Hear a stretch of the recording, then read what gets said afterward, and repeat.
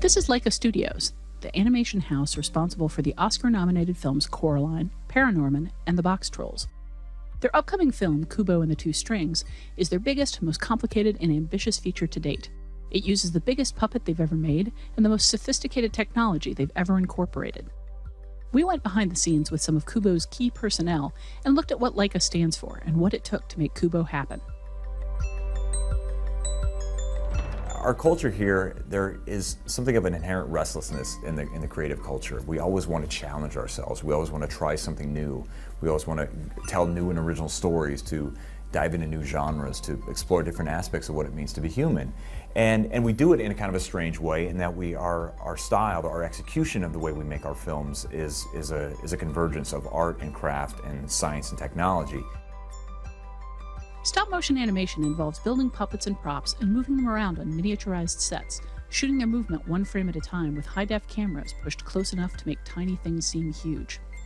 Laika uses CGI to hide the armatures that support the puppets and to erase the seams in the puppets' 3D printed faces.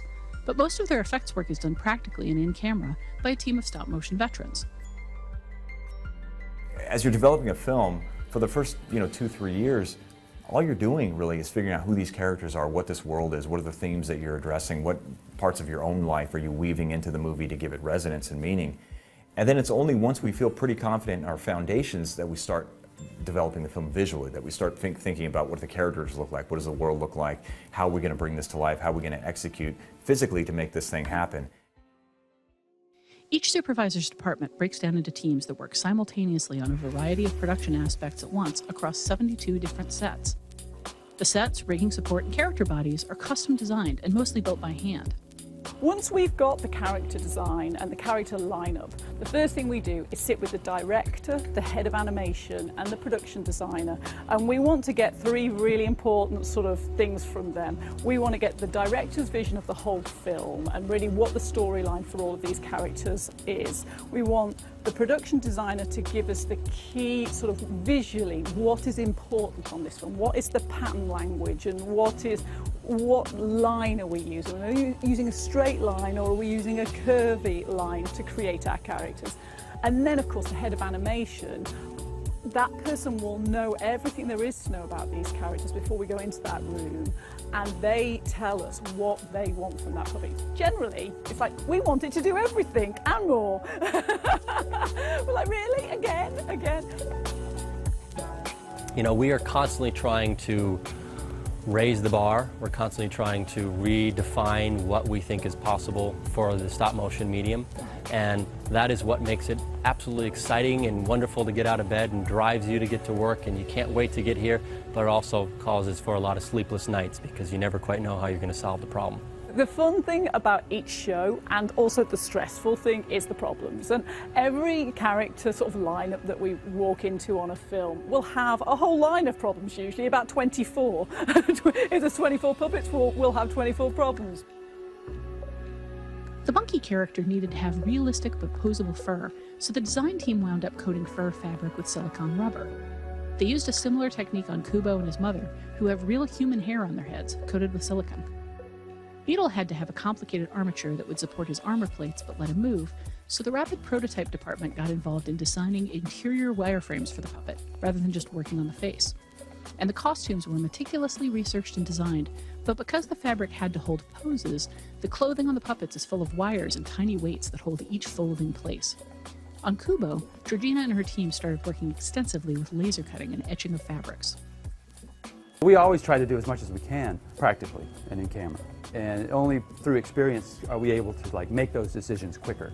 And we can look at something early, the idea of it, and go, okay, well, I can tell you from experience what the problems are going to be from an animation point of view, what the problems are going to be from a camera point of view, what the problems are going to be from a set building point of view, how much it's going to cost. And then it becomes just a choice by the director and the producer. With Kubo, the effort to use practical effects including building immense sets that break apart so animators can access any part of them to reach the characters. These sets include multiple copies of a huge sailboat that appears to be made of tiny leaves, a snowy landscape covered in a crunchy foam that moves just like snow when the characters step on it, and it also involved making some giant robot eyeballs. So the rigging has changed immensely since Coraline. It's got a lot more nuance, it's got a lot deeper into the actual puppetry, and we've taken on a lot more automation, and we're developing a lot more relationship with our motion control department. The robots can also be controlled with a bowling ball interface for live interaction. Cooperation cross-platform has become a key discipline at Laika, because when the designers or directors have creative goals they don't know how to meet mechanically, they don't necessarily know which department will be able to solve the problem. The film's flying moon beast became an issue for several departments because it was such a detailed design, it needed to glow, and it needed to fly.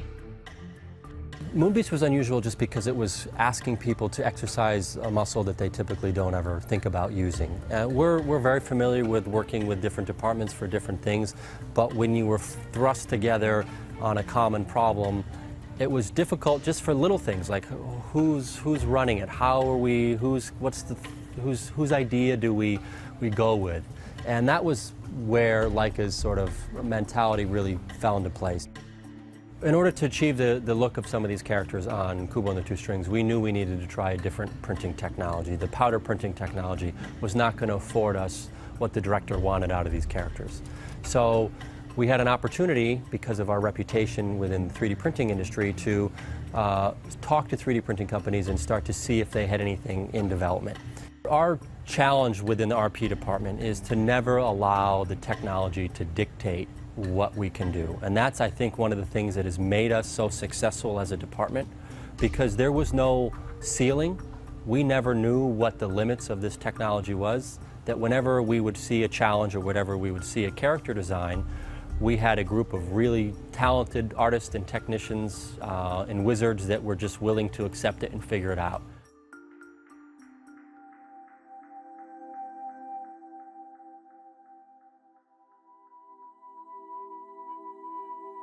I love that aspect of it. I've been doing this for nearly 20 years, and I still think it's as close to magic as anything that I've ever seen. So much of the magic of Laika's movies involves the care and detail that goes into every piece. It comes from their staff's experience, and it comes from their willingness to make each project more ambitious than the last. I worked on Nightmare Before Christmas. In those days, we would bring everyone together to make a movie, and when the movie was over, everyone would kind of just disappear and go their own ways, find other jobs. Laika's different. It's set up as a studio that will continue to make stop-motion animated pictures, and the consistency of it allows you to really refine your processes and really hone in how you end up making these movies. And when you're able to refine the processes, then the scale of the movies can get bigger, because you're not having to reinvent every time you come back. And then just the ability to constantly push the medium in new directions is the exciting part. We always strive to be as good as we can. We always strive in our art to be perfect, to make these things as beautiful, as powerful as they can.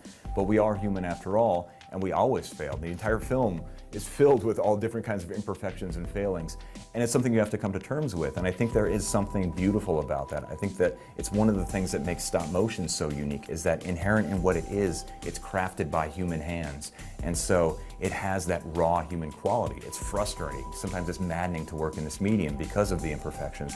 But I think that's one of the things that makes it inherently beautiful. And so we really embrace that side of it, because it makes these things human.